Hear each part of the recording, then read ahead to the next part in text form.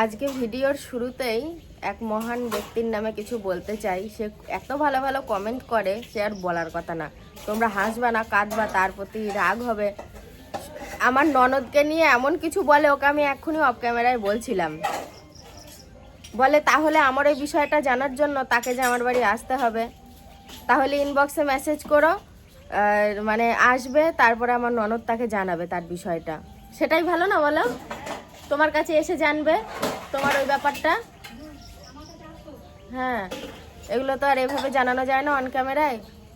আচ্ছা, তারপরে আবার আমার বাবার যে ওই শ্রাদ্ধের অনুষ্ঠানের যে ব্লগ গেছে লিখেছে, তাতে আমি না অপেক্ষায় ছিলাম তোমার বাবা কবে মারা যাবে, আমি কবে এই ব্লগটা দেখব। এত কি বলবো, না ছোট মন না, অনেক বড় মন।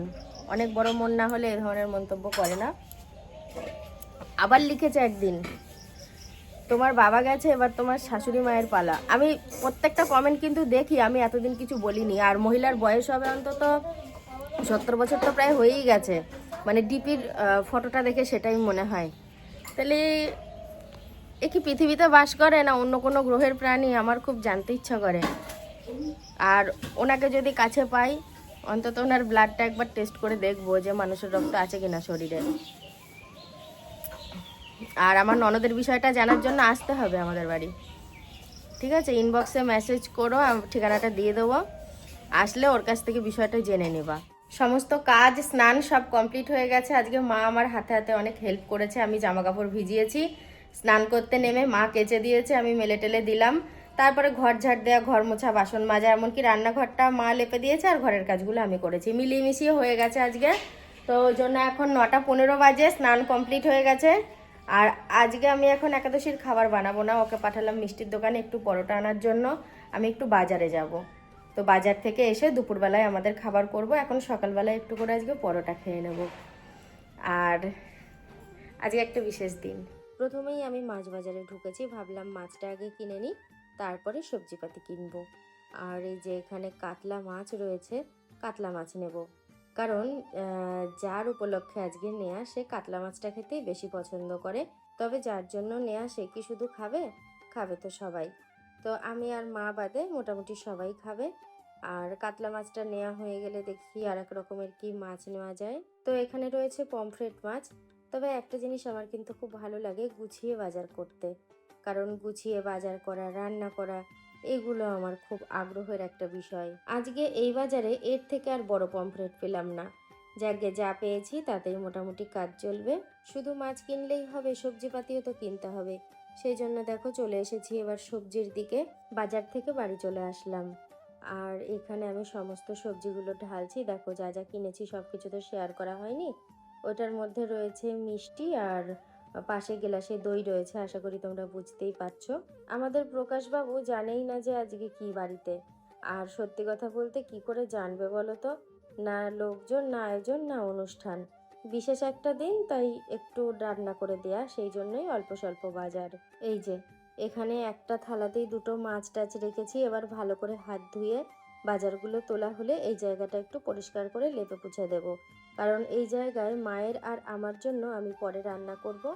আর আজকে আমার কর্তার রান্না আমাকে আলাদা করে করতে হচ্ছে না, আমার ননদ দিয়ে দেবে দুপুরে রাত্রে দুবেলাতেই।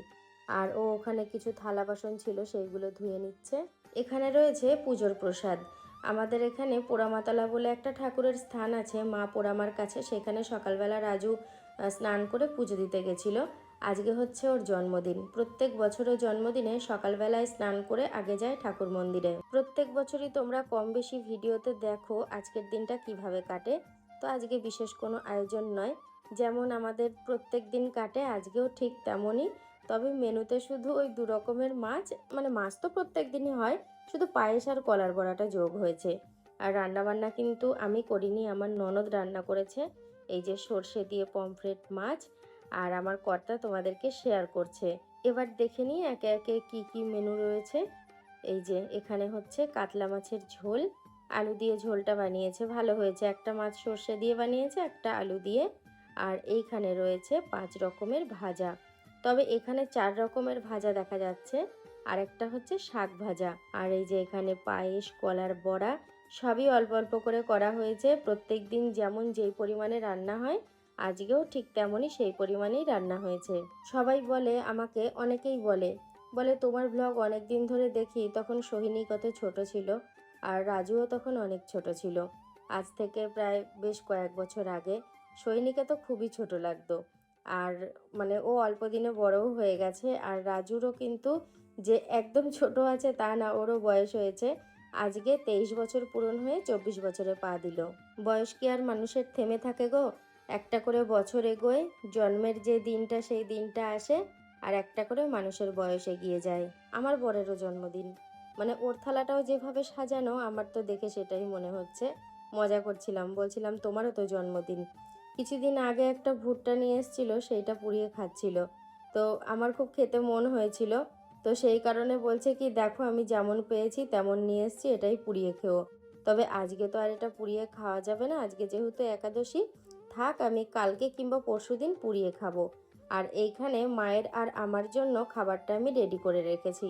একটু আগেই বানালাম সামা চাল, তারপরে মুগের ডাল, কিছু সবজি, সব কিছু দিয়ে ওই একটা খিচুড়ি তো না, আর খিচুড়ির মতো বানিয়েছি আর কি। সকালবেলায় তো পরোটা খেয়েছিলাম, তো হজম হয়ে গেছে। মনে হচ্ছিল পরোটা খেলাম হজম হবে কি না, যাক হজম হয়ে গেছে, খিদেও পেয়েছে। এখন পেট ভরে খিচুড়ি খেয়ে টান টান করে বিশ্রাম নেব। আমার বর তো টেনে ঘুম দিচ্ছে, আর আমার মোটেও ঘুম আসছে না। বিষয়টা কি বলতো, কেউ যদি পাশে পড়ে পড়ে ঘুমায় আর পাশের জনের কেমন অস্বস্তি হয়, ভাল লাগে না। ওই জন্য একটুখানি এপাশ ওপাশ করছিলাম, ফোন দেখছিলাম, তারপরে উঠে আসলাম। ভাবলাম শুয়ে না থেকে বিকেলের কাজগুলো সারি, ওতে আমারই ভালো হবে। তো বিকেলের কাজ যেগুলো আছে সারবো। সন্ধ্যাবেলায় মায়ের জন্য আমার জন্য রুটি বানাবো, আর দুপুরবেলায় তো আমার কর্তা আমার ননদের কাছে খেয়েছে, রাত্রেও খেয়ে নেবে। আর আমার কর্তা কি বলছে জানো, মানে আজকে 2 রকমের মাছ রান্না হয়েছে, তো পমফ্রেট মাছটা খেয়েছে আর কাতলা মাছটা রেখে দিয়েছে। রেখে দিয়ে বলছে এই মাছটা আমি আর রাতে খাবো না, ফ্রিজেই থাকবে।